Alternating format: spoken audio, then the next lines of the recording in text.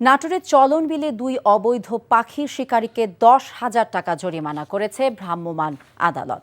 সকালে নাটোরের সিংড়া উপজেলার স্থাপনদিঘি এবং বেলঘরিয়া বিলে অভিযান চালিয়ে তাদেরকে জরিমানা করা হয়। জীববৈচিত্র্য সংরক্ষণ কমিটির সহায়তায় উপজেলা প্রশাসন ভোরে এই অভিযানটি চালায়। পরে তাদের কাছ থেকে বিভিন্ন ধরনের ১৫টি অতিথি পাখি উদ্ধার করে অবমুক্ত করা হয়, পুড়িয়ে দেওয়া হয় পাখি শিকারের ফাঁদ। উভয় শিকারীকে মুচলেকা সহ ৫,০০০ করে ১০,০০০ টাকা জরিমানা করেন সহকারী কমিশনার ভূমি গোলাম রাব্বানী সর্দার।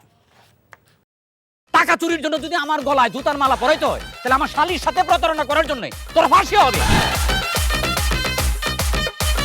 দুলা ভাই, আপনার তো ঘর জামাই বইলা একটা পরিচয় আছে, আমার তো তাও নাই।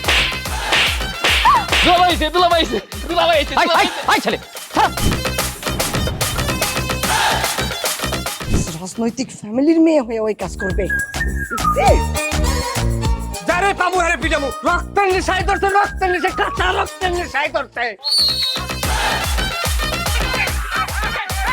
তোমার এই পলিটিক্স আমার বাম পকেটে থাকে। পাকুদের বউরে ঝামেলা পাকাই। এই বেটাই, আমি তখন বিয়ে করিনি। দুইটার আমি গুলি করে মারু। মাসুদরা কোনোদিন ভালো হয় না। আপনার পোশাক আশাক দেখে কিন্তু আপনার তালুকদার বংশের লোক মনে হয় না আব্বা, আপনার মনে হয় যে আপনি ফকির বংশের লোক।